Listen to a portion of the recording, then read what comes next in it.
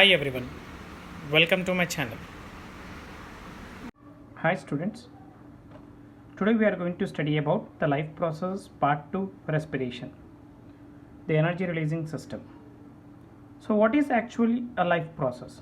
The life process is the one which is performed by living organism for survival and continuation of race. So here some of the life processes are listed. Those are nutrition, respiration, transportation, excretion, reproduction and coordination. All these are the different life processes which are performed by living organisms. So today we are going to study about the life process called respiration. Student, we have discussed in the previous class, that is about the nutrition. Okay, in the previous chapters we have studied about the nutrition. So by the process of nutrition we get food, okay, that which is prepared by plant by the process of photosynthesis. So we all are aware about the topic of photosynthesis. So by the process of photosynthesis, the food is prepared by plant. That food which is prepared by the plant, it is taken up by living organisms, okay, and they are taken up by the cells of the organisms. Okay, in this cell what happens? A process of respiration occurs. Okay, due to this process of respiration the energy is released, which is very important for an organism to perform the regular metabolic activities. So actually what is respiration? Okay, so what is respiration? The respiration is oxidation of food to produce carbon dioxide, water and energy. Okay, so what is the respiration? Respiration, it is a process of oxidation of food, okay, to produce carbon dioxide, water and energy. Okay, this is about what is actually a respiration is. For the process of respiration, that is for the oxidation of food, we require oxygen.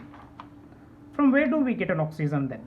So we get oxygen from the external atmosphere. So in this chapter, students, we are going to study about how the process of respiration occurs, that is how the process of oxidation of food takes place and what happens during the process of respiration. So after the oxidation of food, okay, so the energy is produced, then how the energy is utilized to perform the regular metabolic activities. So what is here, I'll put down the chemical equation of respiration. The chemical equation of respiration is the glucose C6H12O6 plus 6O2 gives rise to 6CO2 plus 6H2O, okay, and energy is released. Now during the process of respiration, the oxidation of glucose takes place in presence of oxygen. Okay, as I said, you know, from where do we get oxygen? Yes, right, from the external atmosphere. So due to oxidation of this food substance, carbon dioxide is released. Now this carbon dioxide which is released, it is expelled out. Okay, water is retained in our body. Okay, and energy which is produced, it is stored in the form of ATP. So what is ATP? About in detail about ATP we are going to discuss in detail. And this process of respiration generally occurs in two ways, that is in presence of oxygen and in absence of oxygen in a cell. Okay, so about that process of respiration we'll discuss in detail in the coming sessions. We'll be having a detailed class about all these things. So here, so what is respiration? As I said, you children, it is the oxidation of food to produce energy, carbon dioxide and water.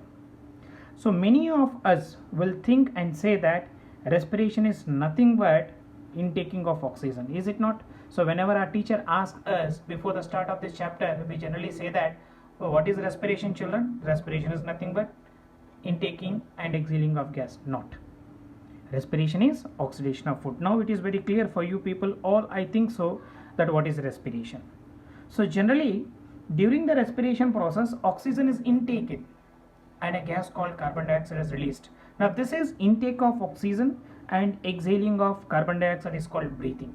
So breathing is a part of respiration, okay, but breathing is not a respiration. So let us learn some of the differences between what is respiration and what is breathing. Let us know about it. Now respiration versus breathing. So what is breathing? Breathing is a process of inhaling and exhaling the air. This process of breathing takes place in lungs. These are the respiratory organ. In respiratory organ, this process of inhaling and exhaling takes place. So how does the process of inhaling and exhaling takes place? We are going to discuss in the pathway of air. So whereas in respiration what happens? Breakdown of food takes place, it releases energy. Okay. The second point, it takes place in lungs, whereas respiration takes place in cells of a human body. Okay. So breathing is a physical process where inhaling and exhaling of gas is required, whereas respiration is a chemical process. Why? Because here breakdown of chemical bond takes place which is present between the glucose. So hence we call respiration as chemical process. So here during the process of breathing, no energy is produced. Okay, whereas in the process of respiration, energy is produced and it is stored in the form of ATP. So what is ATP, students? It is adenosine triphosphate. Okay, it is an energy rich molecule. Okay, so now the next, it occurs outside the cell. The process of breathing out occurs outside the cell, whereas respiration occurs inside the cell. In the process of breathing, no enzymes are used, whereas in the process of respiration, enzymes are used. So breathing takes place through our respiratory organs called like lungs, nose, etc., whereas respiration takes place in cells and cell organelles like mitochondria. Okay, so hope so I have understood the differences between what is actually the breathing and respiration. Now we can say very clearly that respiration is a process of oxidation of food to produce carbon dioxide, water and energy, whereas breathing is a process of inhaling and exhaling. Okay, so breathing is a part of respiration. Now let us learn, okay, so what are the steps that are involved generally in the process of respiration. Okay children, previously it was believed that the respiration is a process where heat is produced in the body and they called it as respiration. Now children, let us learn the events that are involved in the respiration in human beings. Okay, so this is the block diagram which shows the events in the respiration.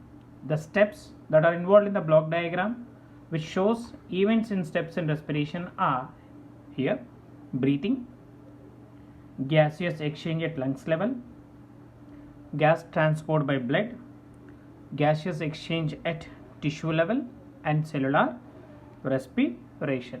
So these are the steps that are involved. So what happens at each particular step? Okay, at breathing, movement of air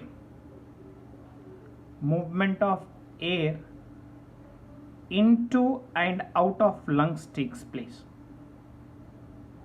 That happens in the step 1. After the movement of air, the oxygen enters into the human body. Their gaseous exchange takes place. Okay, so gaseous exchange between alveoli and blood. After the exchange of gas, that in the sense oxygen is taken in and carbon dioxide is released out. Transport of oxygen from blood capillaries of alveoli to body cells, and then return of carbon dioxide occurs in the stage 3. In the stage 4, again exchange of gases occurs at tissue level. Then at last oxygen reaches our cell. Okay, when oxygen reaches our cell, oxidation of a food substance occurs, energy is released. Okay, which is used for the life process. So these are the steps that are involved in the respiration. So let us learn in detail about one by one the steps of breathing: gaseous exchange at lungs level, transport by blood, exchange at tissue level, and cellular respiration. Now let us move into how does the gases travels in our respiratory system with the help of a flow chart to show the pathway of air. Now let us know what is a pathway of air. How does air enters in our respiratory system? So this is the diagram of our human respiratory system. So these are the different parts which are involved in the process of respiration. So what are those? First, nostril, nasal cavity, pharynx, larynx, trachea, bronchi, bronchioles and alveoli. So these are the parts of our respiratory system. Let us discuss in detail about them one by one. So first of all, nostril. Okay, through nostril air usually enters the body. Okay, then from nostril it passes into our nasal cavity. So in this nasal cavity air is filtered. Okay, so the inner lining of our nasal cavity, it is moist and it contains hair growth which removes the tiny dust particles which is present in the air. Okay, in addition to that, as the inhaled air passes through this nasal cavity, its temperature is also brought close to our body. Okay, and it takes up water vapor so that it becomes more moist than before. Means it makes the air moist. Okay, and removes the dust particles. That is done in nasal cavity. So after making air moist, next the air travels, okay, from nasal cavity to pharynx. Okay, so here this is a common passage for both respiratory and digestive system. Here you can see very clearly, one is moving into one and other into other system. It's a common passage. We have common passage in the pharynx. Okay, so that is one moves into the respiratory system, other moves into the digestive system. That is controlled by a flap like structure called epiglottis.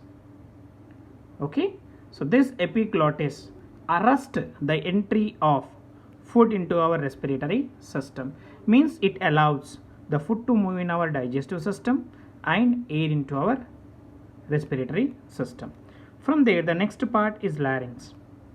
Okay, so this larynx we call it as voice box.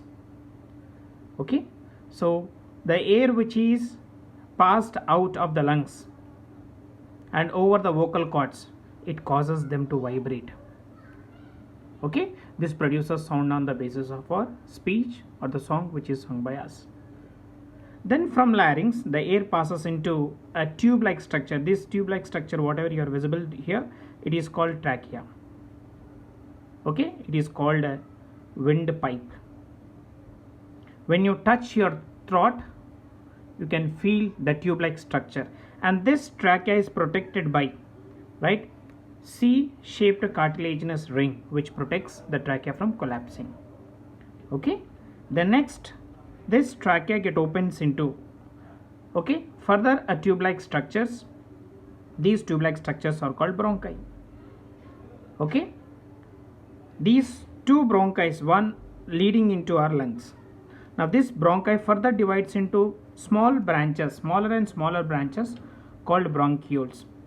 Okay, then finally these bronchioles, okay, consist of tiny air sac like structures. These tiny air sac like structures are called as alveoli, which are very important. These are very numerous and small, where gaseous exchange takes place here. As alveoli surrounded by blood capillaries, they takes up oxygen and expels out carbon dioxide. Then from there the oxygen reaches our blood. Okay, the blood carries the oxygen. From blood, carbon dioxide is taken into alveoli by the process of diffusion. Then from alveoli the reverse process occurs.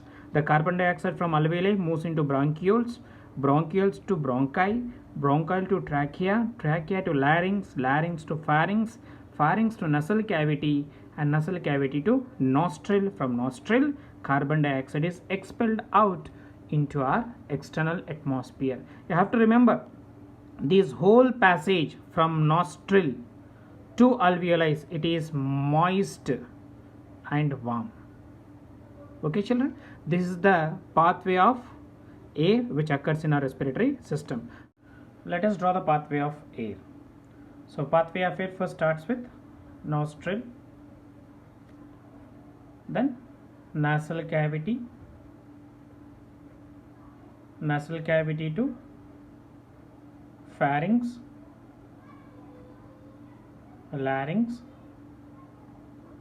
then trachea, the tube-like structure which divides further called bronchi, bronchi 2, bronchioles, bronchioles 2, alveoli, alveoli to blood. Then oxygen is taken into the blood, then again the reverse process happens. Carbon dioxide from blood passes to alveoli, bronchioles, bronchi, trachea, larynx, pharynx, nasal cavity, nostril, and it is expelled out. Carbon dioxide is expelled out, oxygen is taken. This is the pathway of air. So it is important 2 marks and 4 marks question for the examinations. Okay, now I said you here we have an epiglottis. Okay, so here in the pharynx part we find epiglottis. Okay, and as I said you that epiglottis is very important. Okay, it arrests the entry of food into our respiratory system. Let us know about the role of epiglottis. Now here the role of epiglottis. So epiglottis is very important part which helps in arresting the entry of food into our respiratory system. It is very important that air should go into the respiratory system and food into the digestive system. And it is also important that food does not enter the tube through which air goes into lungs. So this is kept controlled by epiglottis, which is a flap-like structure which arrests the entry of food into our respiratory system. So when we breathe, now you can see very clearly the structure from nasal cavity, it opens into the pharynx. So in this pharynx, here the diagram very clearly shows. So when you breathe in air, now this epiglottis allows the air to move into our lungs. Okay, so this is what generally happens when you breathe in. So this flap-like structure, it allows the air to move in our respiratory system. Now when we swallow a food, okay, this wall called epiglottis, it is partly closed. So when we swallow a food, it deflects the food to move into our stomach. So in this way, it keeps out of the trachea or a windpipe, which is a route to the lungs. So this is the role of epiglottis. Okay, hope you have understood this class. So if you understood this class, please do like it, share it and subscribe it, and please do press the bell icon for further notifications of our videos. Thank you children, have a good day.